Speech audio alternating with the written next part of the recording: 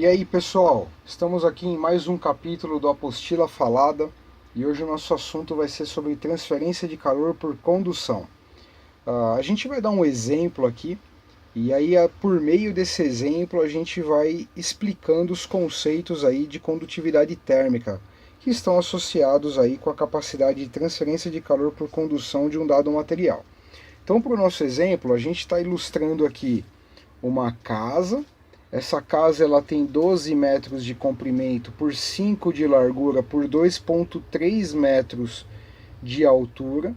Ela tem janelas e porta, porém, como vocês estão vendo aqui no desenho, eu vou estar desconsiderando isso da área total. Por que eu estou desconsiderando isso, pessoal? A ideia é mostrar um cálculo mais didático, um cálculo mais simples para a gente entender o conceito aí. Tá certo, pessoal? Então, nesse primeiro momento, a gente vai mostrar a coisa de uma maneira bem simples, bem didática, para você se familiarizar com o conceito. Por exemplo, a espessura das paredes e laje é de 0,3, então eu deveria descontar a parte das áreas aqui, ou da parede ou da laje, com 0,3, mas eu não estarei fazendo isso. Até também fica a favor do cálculo, né? Você vai fazer um cálculo com um pouco mais de sobredimensionamento, mas na verdade o motivo não é nem o sobredimensionamento, o motivo é simplificar a vida aqui para ficar um cálculo bem simples e a gente poder falar do conceito, tá? Então, basicamente, a condutividade térmica é o quanto o material consegue transmitir, né, ou conduzir de calor considerando uma barra de 1 metro. Então olha só as unidades envolvidas na condutividade térmica do concreto. Olha, esse K aqui é K de condutividade térmica. Esse K é a letra mais amplamente utilizada na literatura quando você quer falar de condutividade térmica. Então K de concreto é a condutividade térmica do concreto, que é 0,8 watt metro Kelvin. O que significa essa unidade? Significa assim, para você imaginar. Imagina aí uma barra de 1 metro de concreto. Nas extremidades dessa barra você tem uma diferença de 1 grau. Por exemplo, de um lado você tem 20 graus e do outro 19. Então quer dizer, a sua variação de temperatura de uma extremidade a outra vai ser 1 grau. Numa barra de 1 metro, significa que estará sendo transferido, né, transmitido ou conduzido 0,8 watts da face que está com a maior temperatura, que no caso é 20 graus, para a face que está com a menor temperatura, que no caso que a gente acabou de discutir aqui seria, por exemplo, de 19 graus. Então, é essa taxa de calor que está sendo perdido pela superfície mais quente para a superfície mais fria, tá certo? Imaginando isso daí. É um valor que é caracterizado para a maior parte dos materiais. Para você ter uma noção um pouquinho melhor disso, e considere aí você que o diamante ele possui uma condutividade térmica em torno de 2.300. Olha como é diferente do concreto, né? Você está falando de um material que é quase 2.300 vezes mais condutor térmico do que o concreto. A prata, para você ter aí na sua mente, é um valor em torno de 430. O cobre, em torno de 400. O ouro, em torno de 320. O ferro, em torno de 235. O vidro, em torno de 0,78, né? Muito parecido aí com o concreto, que a gente tem de 0,8. O ar, né, o ar ao redor é em torno de 0,026, muito baixo, né? E a água, por exemplo, ela tem uma capacidade de 0,6, só um pouco pior aí do que o concreto. Então, se você parou para prestar atenção, se você quiser ter um bom dissipador de calor aí no seu processador da sua máquina, você substituiria o ouro, que é em torno de 320, como nós dissemos, ou mesmo o cobre, né, que é em torno de 400, que é até melhor, e você substituiria por diamante, que dá em torno de 2.300. Quer dizer, isso daí reflete para nós a capacidade do material transmitir o calor, né? A madeira, aí só para mais um detalhe, a madeira tem uma capacidade de condução de calor, uma condutividade térmica em torno de 0,17, tá certo? Quer dizer, é muito mais isolante térmico do que o concreto, que tem 0,8.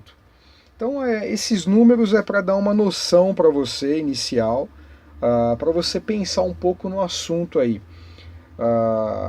Então vamos lá, qual que é o nosso problema aí? Então mora nessa casa uma família, essa família se sente confortável com uma temperatura interna de 22 graus, o problema é que na região onde essa casa está construída, a temperatura à noite chega a menos 4 graus.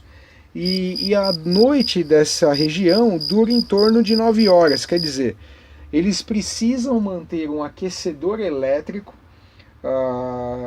para que a temperatura interna fique a 22 graus, enquanto do lado externo, por um período de quase 9 horas, você vai ter ali uma noite bem fria de menos 4 graus em média, tá certo?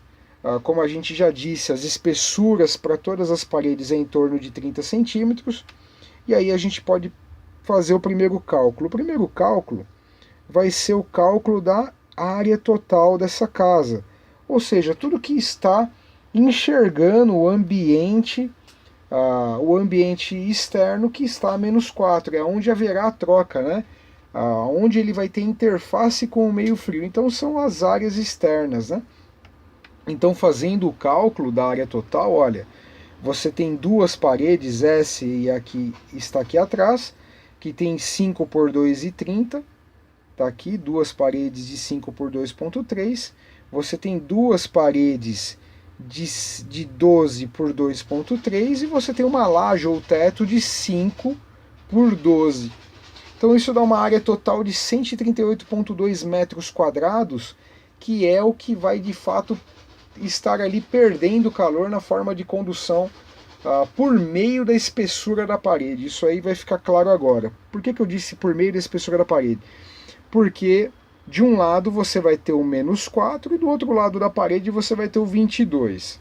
O cálculo da condução, ele é feito dessa forma, ela é diretamente proporcional à condutividade térmica do material, e é por isso que importa muito você conhecer que material que você está usando. Você vê aqui que o K do material, ele multiplica tudo aqui, ele é proporcional, né? Então, se o material for melhor condutor, o que você perde sobe, e se ele for um pior condutor, o que você vai perder aqui na forma de calor do interior dessa casa vai cair. Por exemplo, a gente disse agora há pouco que a condutividade térmica da madeira é de 0,17. Quer dizer que se você usasse paredes de madeira, esse valor que você vai calcular aqui vai ser bem menor do que o concreto, que é 0,8, tá certo? Que é um pouco mais de 4 vezes mais condutor do que a madeira, tá? Então, você pode até fazer o cálculo depois que a gente vai mostrar para você, usando esse número aí para madeira, de 0,17, para você imaginar e ter uma noção do impacto que dá o material nesse tipo de aplicação. Então, a gente tem o K, que multiplica a área total, então agora fica claro, né? Porque quanto maior a área, mais exposição eu tenho para que eu tenha a perda de calor. Então ela também é uma variável, um parâmetro diretamente proporcional, vezes a variação de temperatura, né, de um lado e do outro, no caso ΔT, dividido pela espessura do material que você está considerando aí, tá certo, pessoal? Então, basicamente é isso. Para casos aí mais envolvendo o conceito fundamental, conforme foi proposto aí por Fourier, né, ele que incorporou a ideia da condução térmica, você considera o ΔX tendendo a zero, então na verdade você tem ele aqui numa forma analítica, onde você tem menos Ka, derivada da temperatura pela derivada da espessura, né? E aí você vai encontrar um gradiente de temperatura que eu vou falar um pouquinho daqui a pouco, mas eu quero que você observe nesse momento que aparece um sinal negativo que eu quero só deixar você curioso, para que daqui a pouco eu possa explicar o porquê que apareceu esse sinal de menos aí também, tá? Então, fazendo o cálculo agora, vamos lá.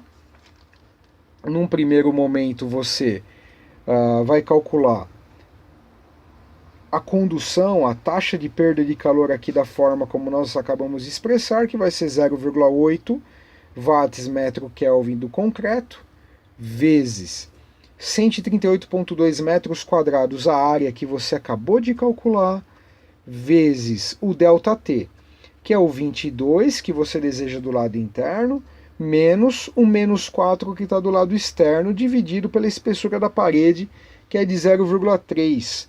Então, cortando aqui as unidades, né, metro com esse metro vai dar metro quadrado na parte de baixo, tem esse metro quadrado em cima, vai cancelar, o Kelvin com grau Celsius vai cancelar, e aí vai sobrar watts. Eu já coloquei na forma de quilo aqui, né, então ficou 9,58 quilowatts, é o que essa residência nessa noite de menos 4 acaba perdendo de calor por meio das suas paredes para o meio externo, para o ambiente externo. Dá quase 10 kW, pessoal, se você observar aqui. Só para você ter uma ideia do que é 10 kW, 10 kW é igual a 2 chuveiros ligados, aí cada chuveiro sendo de aproximadamente 5 kW, que é o que há de mais comum aí no mercado, né? Então é uma baita potência sendo perdida de maneira homogênea por todas as paredes aí. A gente está considerando que a perda de calor por nessa casa que nós desenhamos aí, ela acontece de maneira uniforme e unidirecional por todas as paredes. Quer dizer que no sentido do próprio plano da parede é que o calor está sendo perdido. Então você vai ter que acabar imaginando aí um ambiente sem ventos, onde aí de fato o calor possa se propagar de maneira homogênea por todas as paredes, em todas as direções, tá certo? Então basicamente é isso. Como a gente mencionou que é só pelo período da noite, que a duração da noite considerada aí de 9 horas, você vai fazer o cálculo da energia total, que é o calor perdido, a taxa de calor perdido que você acabou de calcular, vezes o período, né, o ΔTzinho minúsculo aqui de período. Então você vai ter o 9,58 kW de energia, de potência perdida na forma de calor, ou taxa de transferência de calor perdida, vezes o período, e aí você vai ter 86,22 kWh de calor sendo perdido aí, pessoal. Então, bastante energia. Agora, fazendo o cálculo para transformar isso em reais, para a gente entender o quanto custa essa perda, né, de calor por meio das paredes, a gente vai para o próximo passo aqui. Então você acabou de calcular o quanto de energia vai ser perdido. Então aqui temos custo é igual a energia consumida vezes o custo da energia efetivamente falando. Então, utilizando os dados de custo da energia de São Paulo para estabelecimentos residenciais, nós vamos ter 86,22 kWh vezes o custo total da energia, né? Tanto a taxa de transmissão quanto a taxa de consumo, consultado aqui em novembro de 2016 aí nas nossas agências de distribuição de energia, a gente vai ter que o custo é de aproximadamente 40 centavos, um pouquinho mais, né? Reais por quilowatt-hora. Então, multiplicando o total que você calculou pela noite de 9 horas, né? E o custo da energia, você vai estar gastando aí por noite R$ 34,87 para aquecer, manter aquecida essa casa numa noite de menos 4 graus por 9 horas. Então, todas as noites desse longo inverno aí, você vai gastar quase R$ 40 aí de aquecimento, tá certo? Dá para comprar uma pizza, né? Com esse valor todo aí. Mas eu fiquei de falar para vocês o que significava aquele sinal de menos. Então vamos entender um pouquinho melhor aquilo lá. Olha só. Aqui você tem o seguinte, eu desenhei aqui uma parede, estou olhando a parede em corte. a flecha que indica o sentido da perda de calor, tá certo? E o que acontece então? De um lado você tem a temperatura menor, por exemplo, o nosso menos 4 graus Celsius que estava do lado de fora. Do outro lado, do lado interno, você tinha o nosso 22 graus Celsius considerado no lado interno da casa. Então o que você enxerga é o gradiente, é aquele gradiente que o Fourier mostrou para nós aí na sua lei da condução térmica, né? É a queda de temperatura aqui, então basicamente é isso, olha só. Tem uma quedinha que acontece ao longo da espessura da parede. Então se você tiver um ΔX tendendo a zero, aí você vai enxergar em cada trecho aí esse gradiente aí proposto pelo Fourier. Mas e aí, o porquê do sinal de menos? Está explicado aqui agora. Pelo seguinte, porque como a perda de calor acontece no sentido da maior temperatura, ou quer dizer, vamos substituir o termo perda por fluxo, né, que é o certo. Então, olha, o fluxo de calor, ele é positivo no sentido da maior temperatura para menor temperatura natural, né, pessoal? O quente acaba transmitindo ou passando calor, né, transmitindo calor para a região mais fria. Então a flecha positiva da condução de calor acontece na maior temperatura para a menor temperatura. Porém, na hora que você for resolver isso daqui, a menor temperatura apareceria na frente da subtração do ΔT ou dt. Então ficaria menos 4 menos o 22. E ia sair um sinal negativo. Então o Fourier propôs colocar esse sinalzinho de menos aqui para compatibilizar o cálculo, de tal forma que o fluxo positivo aparecesse com o sinal positivo da sua conta. Então, para inverter esse menos 4 menos 22, que levaria a um resultado de fluxo de calor negativo, ele colocou o menos que inverte esse sinal. É basicamente uma compatibilização que ele propôs, tá certo? Uma outra coisa importante a falar é que o calor, quando ele é conduzido aí, no caso dos sólidos, como nós estamos discutindo, ele é conduzido por propagação pelo meio da seguinte forma. Você imaginem inicialmente que essa temperatura aqui, nessa superfície T1, ela é de 22 graus. E você sabe que temperatura nada mais é do que, pessoal? É a vibração dos átomos, de todo mundo que está ali naquela superfície. Então, temperatura, a gente sabe que no fundo é vibração. Um material que está a zero absoluto, por exemplo, né, que é um caso hipotético, ele não vibraria. Mas e na nossa temperatura, ela já vibra muito todos esses átomos que compõem o material. E essa vibração, ela vai sendo passada para as camadas vizinhas, indo para dentro do material até chegar na outra superfície, e essa vibração vai se propagando. Só que essa vibração ela não consegue ser tão perfeita assim para transmitir exatamente o mesmo pacote de vibração para sua camada adjacente.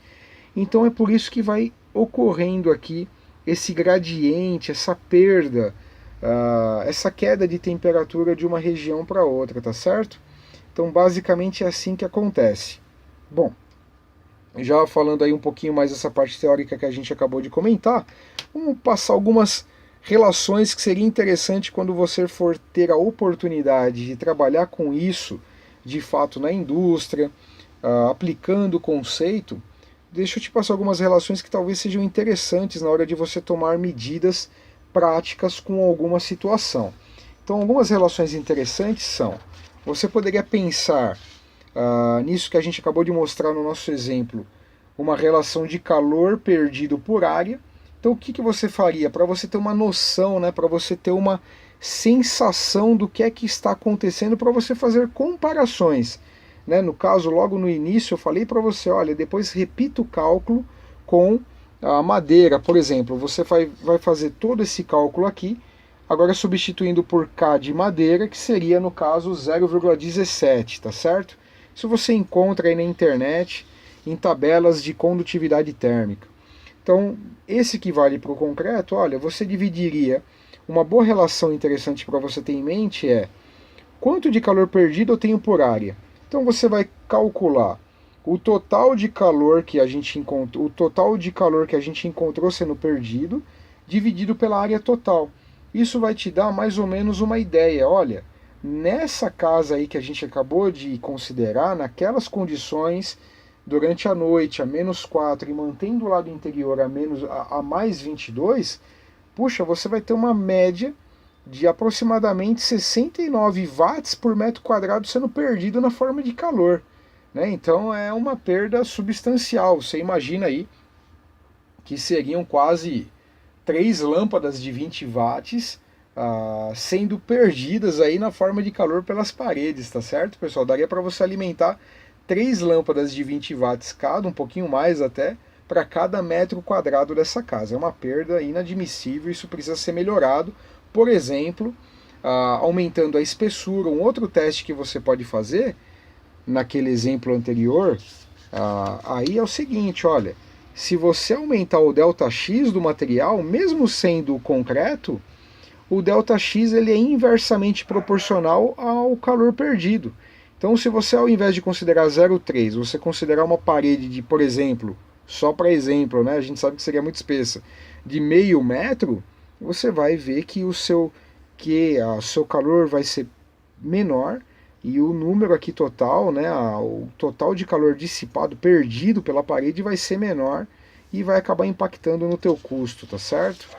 Então são relações para você ter uma ideia. O pessoal aqui está protestando, falou que o exemplo é muito frio mesmo, aí de -4 para 22, então vamos continuar aí exemplificando aí.